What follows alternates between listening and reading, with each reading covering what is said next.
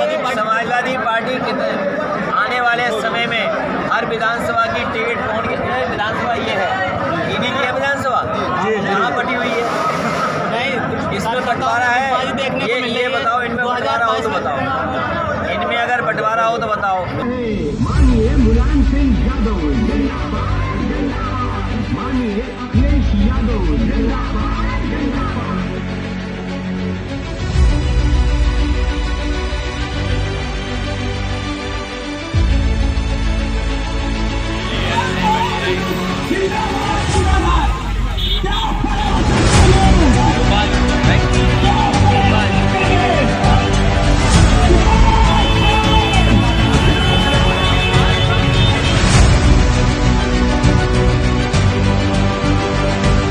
नमस्कार, स्वागत है आप सभी का एम न्यूज़ में और मैं हूं आपके साथ दीपिका पांडे। आज सियासत के संग्राम में इस प्रोग्राम में हम आपको आज मिलवाएंगे एक नए मेहमान से। मल्लावा विधानसभा के इन प्रत्याशी जो समाजवादी पार्टी से टिकट मांग रहे हैं, संभावित विधायक प्रत्याशी हैं आए, जिनसे हम आपसे मिलवाने जा रहे हैं सुभाष पाल जी से। तो आइए इनसे बातचीत करेंगे तमाम मुद्दों पर। इनसे बातचीत करने से पहले मैं आपको बता दूं कि ये शुरुआत से ही राजनीति में है, समाज सेवी भी हैं और पारिवारिक राजनीति चली आ रही है, क्योंकि परिवार में इनके पिताजी भी राजनीति में थे, मम्मी भी हैं, फिर पत्नी जी भी हैं, तो सब हैं।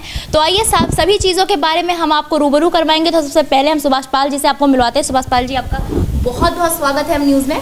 धन्यवाद आपको। सुभाष जी, सबसे पहले राजनीति में एंट्री कब की आपने और कैसे की, क्यों की, इसके बारे में बताइए।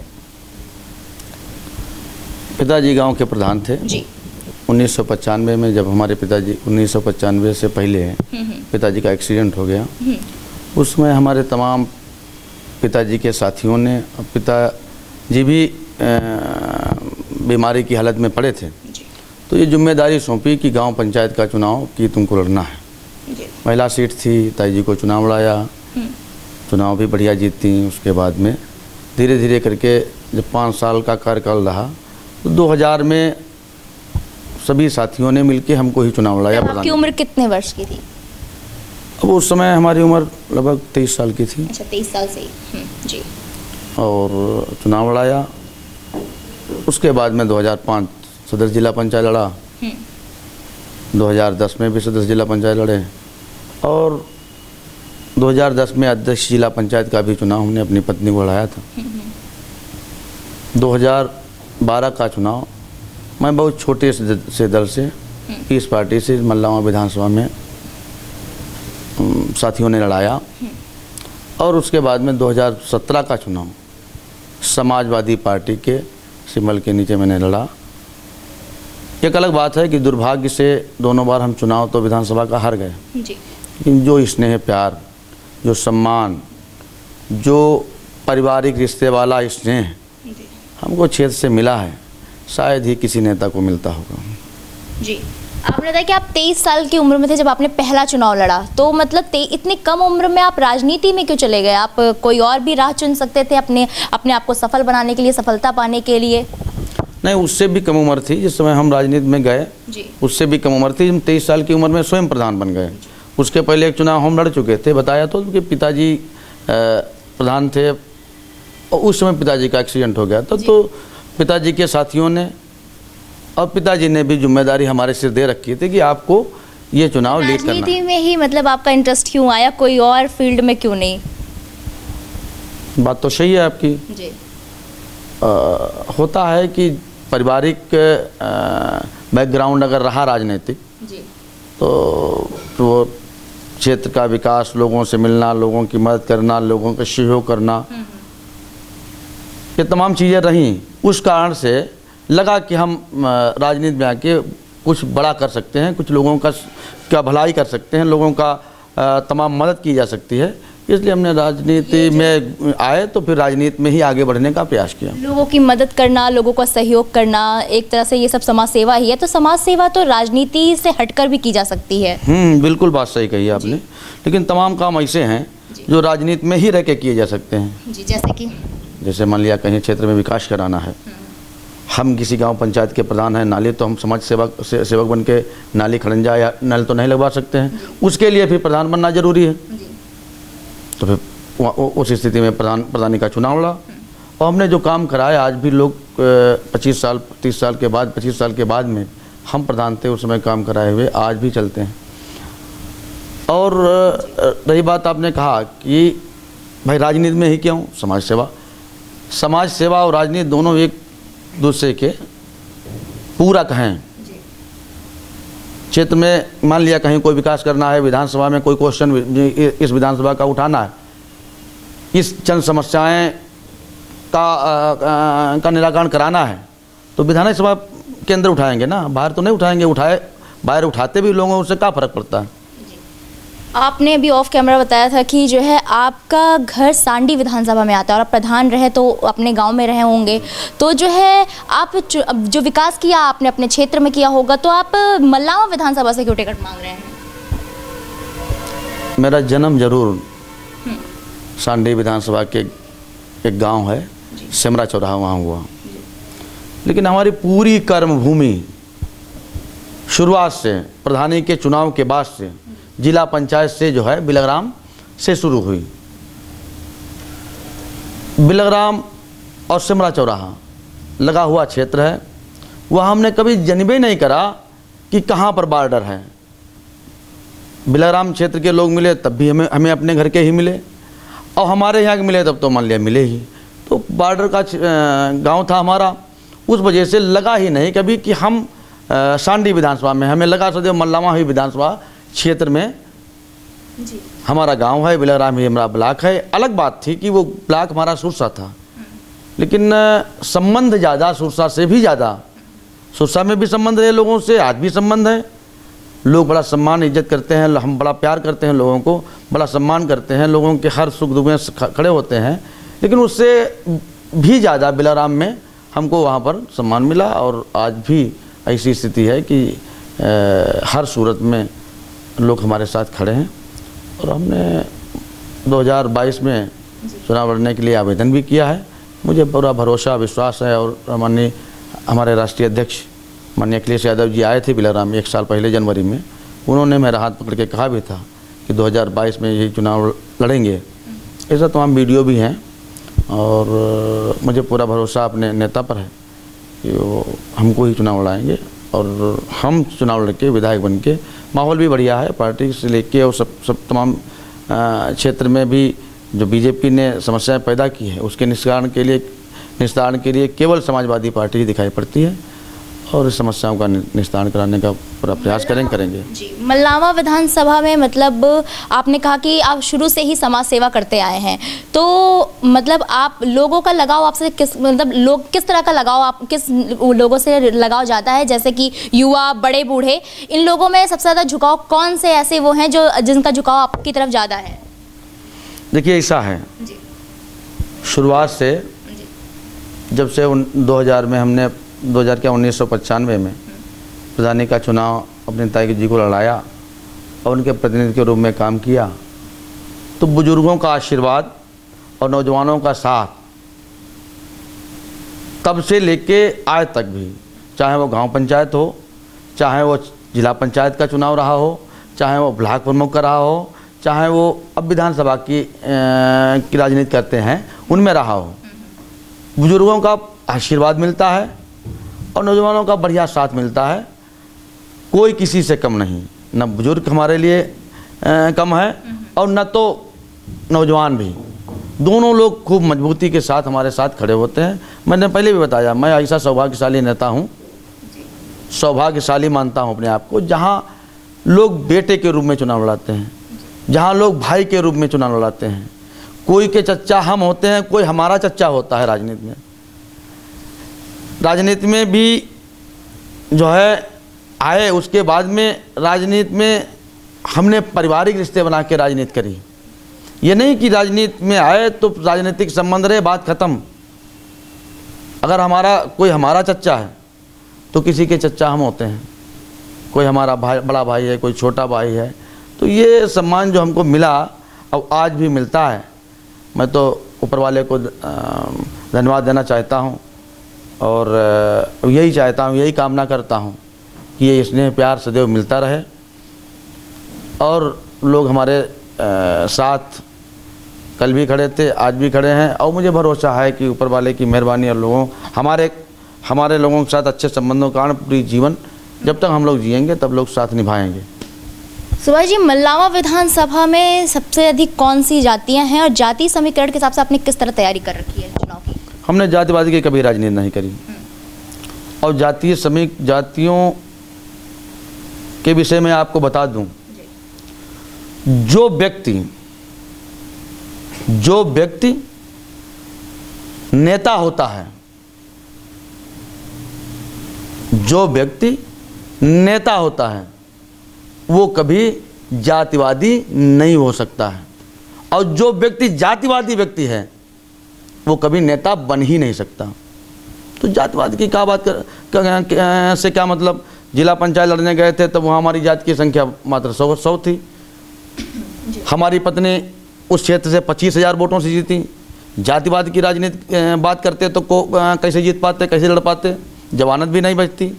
जब मैं विधानसभा लड़ने आया तब पहली बार भी छोटे से दल से भी, आज से 10 साल पहले जब वोट भी कम पड़ा था तब 55,000 वोट लोगों ने मिला हमको।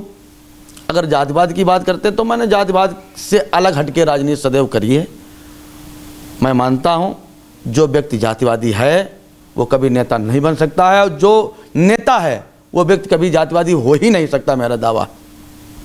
मल्लावा विधानसभा में आपको क्या क्या कमियां दिख रही हैं और मतलब इन कमियों को देखते हुए आप किन रणनीति के साथ मैदान में उतरे हैं?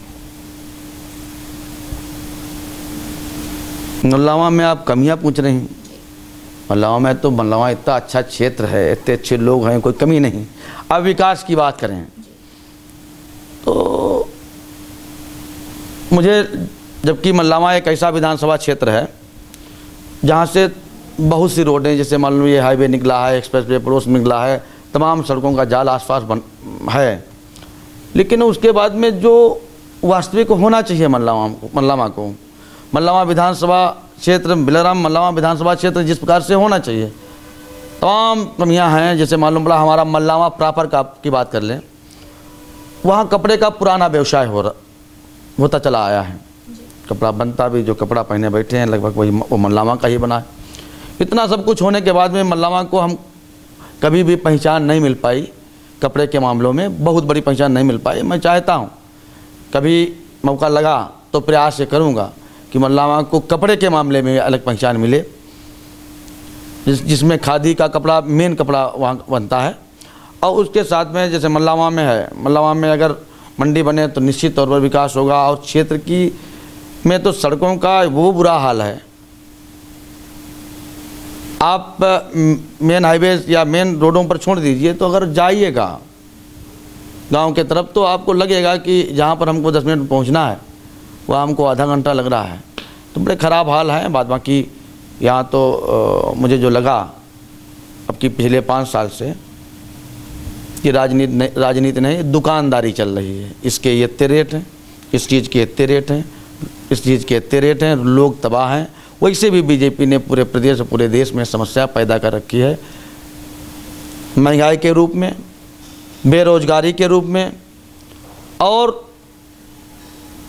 किस प्रकार से मुझे कभी कभी लगता है कि जैसे कहा गया, लोगों ने कहा कि लोग अगर गरीब रहेंगे तो धर्म के नाम पर रोटियां सेंकते हुए उन पर शासन कर सकते हैं। तो वो स्थिति पर उस पद चिन्हों पर बीजेपी चल रही है।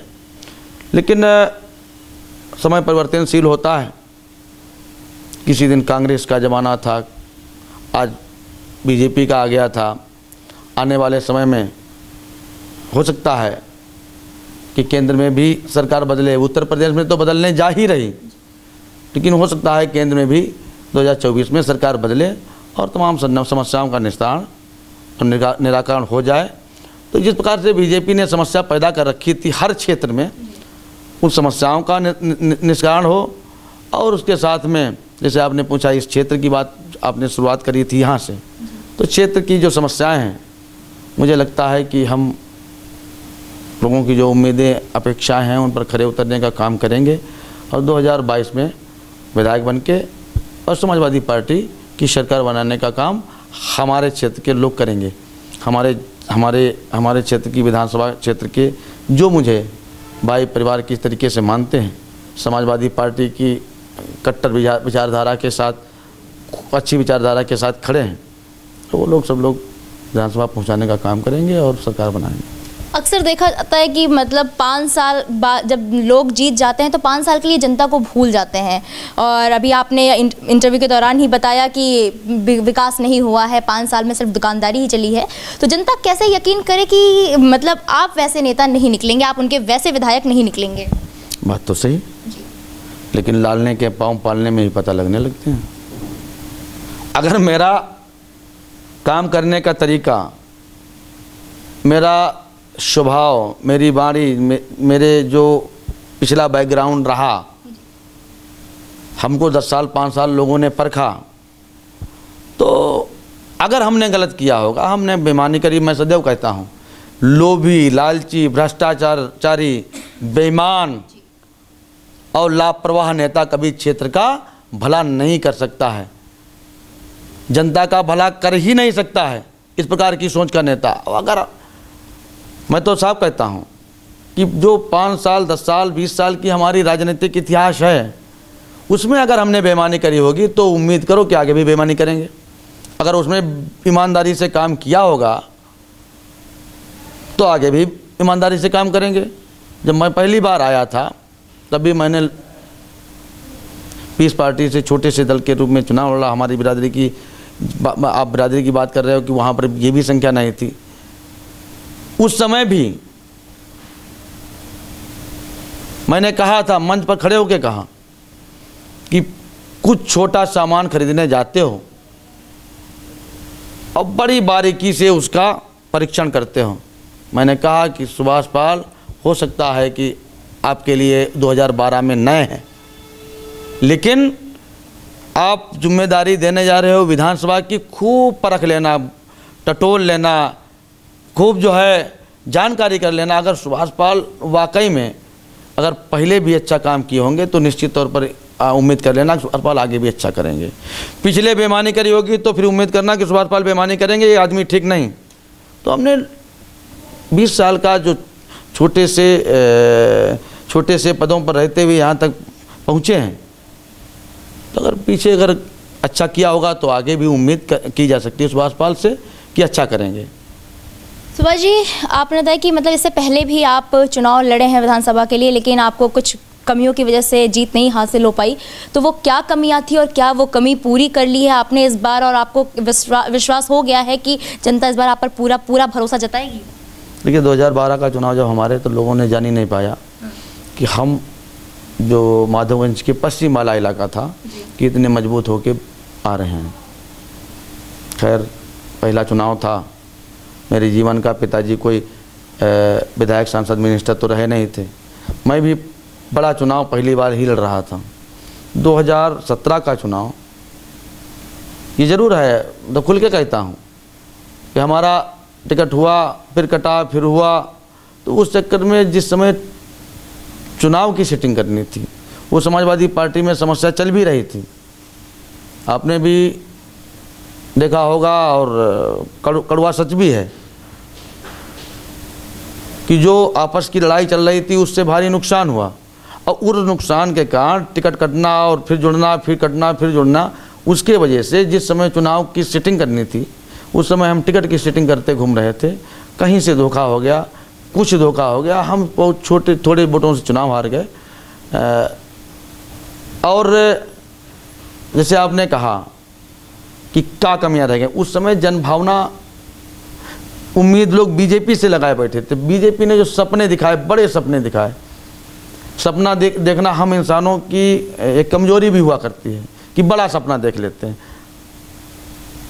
तो बड़े सपने दिखाए बीजेपी ने, लोगों को ये लगा कि भाई अब तो वाकई में जो 70 साल 75 साल में सदियों से नहीं हो पाया है वो सब होने जा रहा है। लेकिन काठ की हंडी एक बार चढ़ती है, बार बार नहीं चढ़ती है। बीजेपी ने वो सपने तो दिखाए आसमान पर पहुंचाने के, और भेज दिया पाताल को। तो ठीक उल्टा किया, जो बीजेपी से जो लोगों ने उम्मीद करी उससे विपरीत बीजेपी ने काम किया। बीजेपी ने कहा कि हम आय दोगुनी कर देंगे। हाँ, आय तो दोगुनी नहीं करी, लेकिन जो हम खेती करने में हम लोग काश्तकार भी हैं, खेती करने में जो लागत लगती है उसको 2 गुना कर दिया। आय तो 2 गुनी नहीं, लेकिन लागत 2 गुनी कर दी। तो महंगाई से इतना किसान परेशान है। तो ऐसी परिस्थितियों में ये भी आपने पूछा था कि भाई कमियां पूरी कर ली, तो ये भी है कि जो बीजेपी को लोगों ने देख लिया, समझ लिया। आज जो लोग बीजेपी के साथ गए थे, हमारे अपने थे, कहीं न कहीं चूक हुई, भूल हुई, या कहीं न कहीं ये मान लिए कि नहीं नहीं बीजेपी से कुछ अच्छा मिलने वाला है, उनकी सबकी वापसी हो गई। पूरी तरीके से आज समाजवादी पार्टी के साथ खड़े हैं और बस इतना इंतज़ार कर रहे हैं कि कब वो दिन आए जिस दिन हम वोट डालें और समाजवादी पार्टी का विधायक बनाए, सरकार बनाए। आपने कहा कि जो है सपने देखना एक कमजोरी है, लेकिन एक तरफ ये भी माना जाता है कि अगर हम सपने देखेंगे नहीं तो पूरा कैसे करेंगे। और जो है आपने भी कहीं ना कहीं विधायक बनने के सपने देखे होंगे, तभी तो आज आप उस मुकाम पे खड़े हैं पूरा करने के लिए। तो बीजेपी तो इस बार भी सपने दिखाएगी लोगों को, तो क्या आपको पूरा यकीन है कि जनता इस बार प्रभावित नहीं होगी उस तरह? नहीं, हमने कहा कि हम इंसानों के सपने देखना मतलब कमजोरी भी है, और ये भी है किसी महापुरुष ने भी कहा है, जो सपने देखता है वही साकार करने का प्रयास भी करता है। इसमें भी कोई दो राय नहीं, और कड़वा सच भी है। लेकिन कोई हमसे कहे कि यहाँ पर हम जो है प्लेटफार्म बनवा दे रहे हैं, हम यहाँ पर एयरपोर्ट बनवा दे रहे हैं, तो ये भी सोचना चाहिए कि यहाँ एयरपोर्ट बन ही नहीं पाएगा। वहाँ की ऐसी परिस्थिति नहीं कि एयरपोर्ट बन जाए, ज़रूरत नहीं। तो ये बात अलग की है कि बीजेपी ने सपने दिखाए, हमने लोगों ने सपने देखे, उन सपनों पर बीजेपी खरी नहीं उतर पाई, आप सपने बीजेपी फिर दिखाएगी। मैंने तो एक ही शब्द में सारी बात ख़त्म कर दी थी कि काठ की हंडी बार बार नहीं चढ़ती है। काठ की हंडी, लकड़ी की हंडी जो होता है बार बार नहीं चढ़ती है, एक बार चढ़ गई। धोखा हो गया हमारे उन लोगों से जो लोग समाजवादी पार्टी के भी थे, उन लोगों ने, कुछ लोगों ने वोट दे दिया बीजेपी को। तो काट की हंडी बार बार नहीं चढ़ती, बात ख़त्म। सुभाष जी, आपका बहुत बहुत धन्यवाद हमसे जुड़ने के लिए। और आपने अभी जैसा कि बताया कि कांट की हांडी बार बार नहीं चढ़ती और जनता इस बार आप पर पूरा भरोसा करेगी और पार्टी भी भरोसा करेगी। और आपने यहाँ ये भी बताया कि अखिलेश जी आए थे और उन्होंने ये भी कहा था कि इस बार चुनाव आप लड़ेंगे। तो अब आगे देखना है कि पार्टी आपको टिकट देगी और जनता कैसे, मतलब क्या सचमुच आप पर भरोसा कर रही है कि नहीं, ये आने वाला वक्त ही बताएगा। और हम उम्मीद करते हैं कि पार्टी आपको टिकट जरूर दे, जनता भी आप पर भरोसा करे, आपके कार्यों को देखते हुए, आपकी संघर्ष को देखते हुए। धन्यवाद। डालीगंज हॉस्पिटल लखनऊ के एमडी डॉक्टर हबीब की तरफ से आप सभी देशवासियों और प्रदेशवासियों को धनतेरस और दीपावली की हार्दिक शुभकामनाएं। पारा हॉस्पिटल लखनऊ के एमडी डॉक्टर फारूक की तरफ से आप सभी देशवासियों प्रदेशवासियों को धनतेरस और दीपावली की हार्दिक शुभकामनाएं। लखनऊ सेवा hospital and trauma centre Lucknow के एमडी डॉक्टर दशरथ सिंह की तरफ से आप सभी देशवासियों और प्रदेशवासियों को धनतेरस और दीपावली की हार्दिक शुभकामनाएं। अमित तिवारी महाराज की तरफ से आप सभी प्रदेशवासियों और सरोजनी नगर विधानसभा क्षेत्र के सभी सम्मानित नागरिकों को धनतेरस और दीपावली की हार्दिक शुभकामनाएं। आपके लिए यह त्योहार मंगलमय हो। एन न्यूज़ साउथ सच का।